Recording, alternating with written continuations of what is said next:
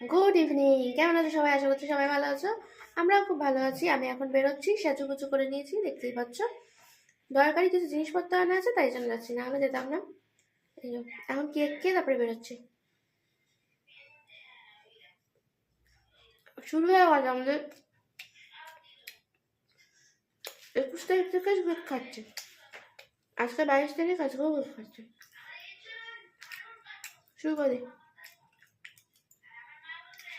মানে যাত্রা শুরু করে দিই, তাই বললাম। ব্যাগটা দাও, মুড়ে দাও, মুড়ে দাও।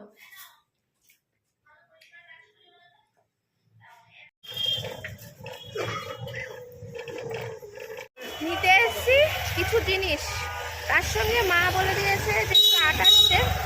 আর যেহেতু বাজার দিয়ে যাচ্ছি, বাজার এত শীতের সবজি এত সস্তা, না নিয়ে পারা যাবে না, সেটাও নিতে হবে।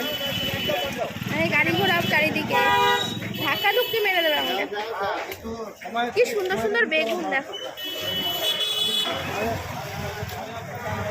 নেবো নেবো, আসছি।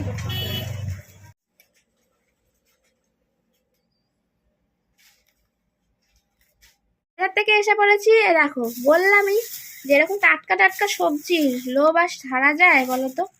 এত সুন্দর পালং শাক দেখো, পুরো একদম কচি পালং শাক, কি সুন্দর, মানে টাটকা টাটকা একদম। দেখো, নিয়ে নিয়েছি 2 বান্ডিল, আমাদের তো 1 বান্ডিলে হয় না।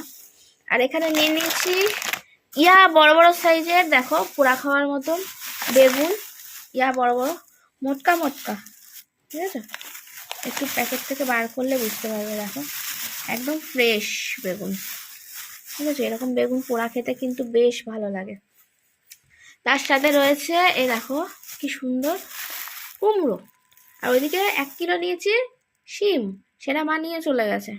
আর এটা রোল খাবো বলে নিয়ে এসেছি। শশা আবার ঠান্ডা শীতের মধ্যে আবার দাম বেড়ে গেছে।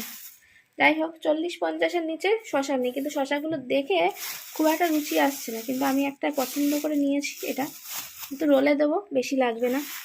আর এখানে এই যে দুধ, তেলের প্যাকেট, এইগুলোই আনতে গেছিলাম। আরও কিছু জিনিস আছে, পাঁপড় আছে, এখানে কয়েক রকমের বিস্কিট আছে। এই দেখো, এই দেখো, এই বিস্কিট, এই বিস্কিট, ছোট ছোট বিস্কিট আছে। আর এখানে রয়েছে প্রচুর আটা। দেখো, আমাদের জানোই রাত্রিবেলা আমাদের রুটি খাই, তাই জন্য এই প্রচুর আটা নিয়ে এসেছি। 3টে প্যাকেটে আটা রয়েছে। এই হলো বাজার হাট। বলছিলাম শিমটা বানিয়ে চলে গেছে, এখন রান্না বসিয়েছে।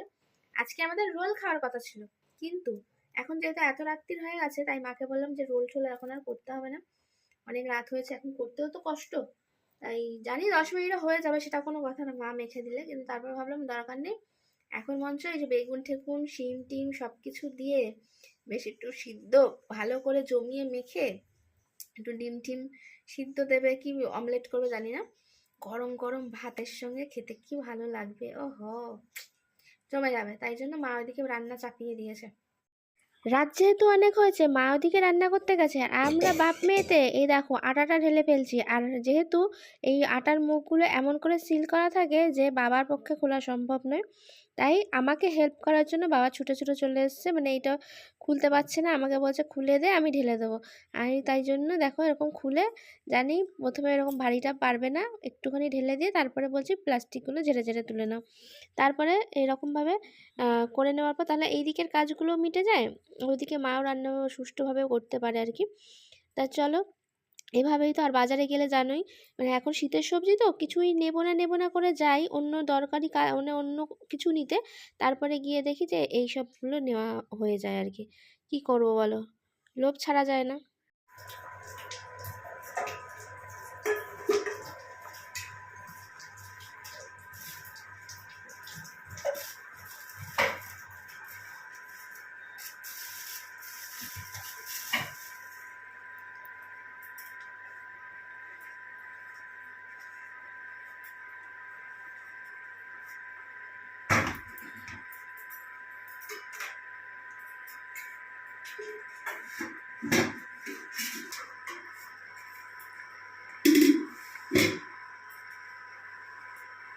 আজকের ভিডিওটা এই পর্যন্তই। ভালো লাগলে সাবস্ক্রাইব করে পাশে থেকো। Tata, bye bye. এবার আমরা খেয়ে নিই।